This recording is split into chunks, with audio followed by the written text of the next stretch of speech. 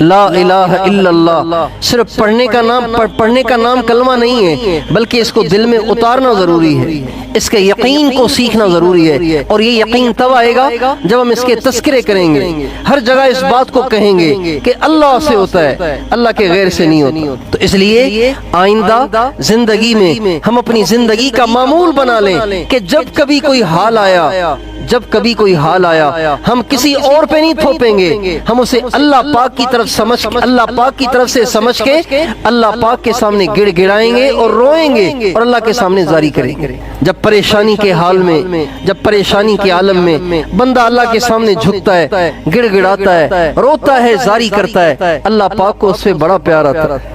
بلکہ ایک حدیث میں تو عجیب بات آتی ہے، حدیث قدسی ہے، عجیب بات فرمائی اس میں اللہ تعالیٰ نے۔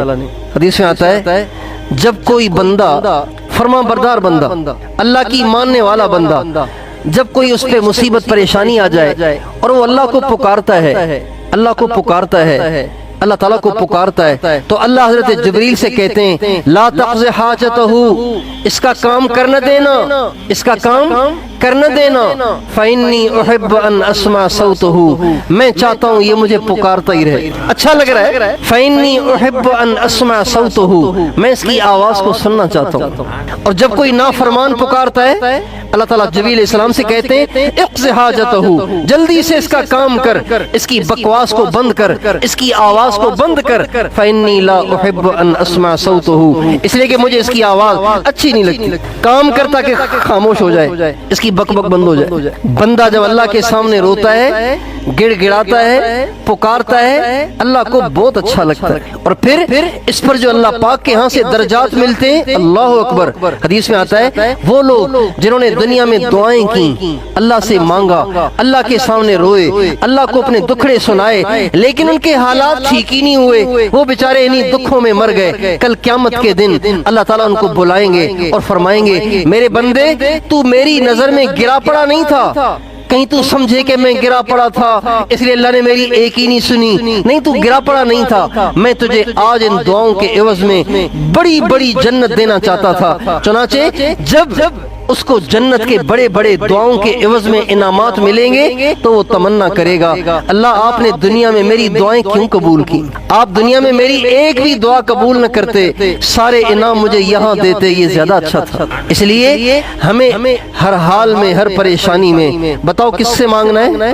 اللہ سے مانگنا ہے، اللہ سے سمجھنا ہے، اللہ سے مانگنا ہے، دے دے تو شکر کرنا ہے، نہ دے تو صبر کرنا ہے، اور اس پہ اطمینان کا اظہار کرنا ہے کہ میرا رب نہیں دے رہا نا، اسی میں میرے لیے بھلا ہے، میرے لیے اسی میں بہتری ہے، میرے لیے اسی میں بہتری ہے۔ اللہ پاک کی رضا میں راضی رہنا یہ بھی بڑی کمال کی صفت ہے۔ ہمارے ایک بہت بڑے بزرگ گزرے، شیخ الاسلام حضرت مولانا سید حسین احمد المدنی رحمت اللہ علیہ، انگریز نے ان کو جیل میں ڈال دیا، جیل میں چلے گئے، اللہ والا دور سے پہچانا جاتا ہے۔ جب جیل میں گئے تو جو جیل میں قیدی پہلے سے موجود تھے انہوں نے دیکھا اتنا بڑا اللہ والا آیا ہے، تو کبھی کوئی دعا کے لیے آ رہا ہے، کبھی کوئی تعویذ لکھوانے آ رہا ہے، کبھی کوئی وظیفہ لینے آ رہا ہے، تو اللہ کی شان جو بھی قیدی حضرت سے دعا کے لیے درخواست کرتا، اللہ کی شان حضرت کی دعا سے وہ رہا ہو جاتا۔ تو کئی سارے قیدی حضرت شیخ الاسلام مولانا حسین احمد مدنی رحمت اللہ علیہ کی دعا سے آزاد ہو گئے۔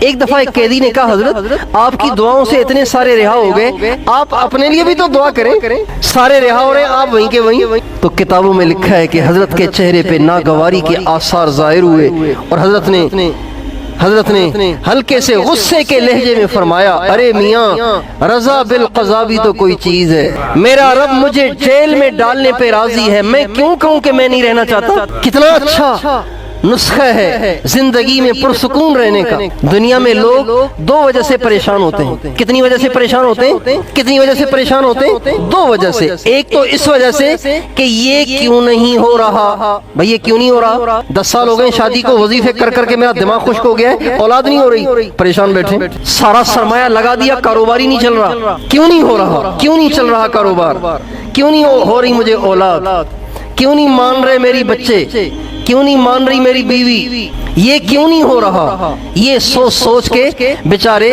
گھلتے رہتے ہیں، پگھلتے رہتے ہیں. ایک یہ پریشانی. اور دوسری پریشانی یہ کیوں ہو گیا, یہ کیوں ہو گیا. ایک یہ پریشانی ہوتی ہے. یہ دو ہی پریشانیاں ہیں دنیا کے لوگوں کو. یہ کیوں ہو گیا. ابھی کوئی مرنے کی عمر تھی, میرا بیٹا تو 25 سال کا تھا, کیسے مر گیا, کیوں مر گیا, میرا گھر کیوں گر گیا, میرا کاروبار کیوں ٹھپ ہو گیا. دو پریشانیاں ہیں, کیوں ہو گیا اور کیوں نہیں ہوتا.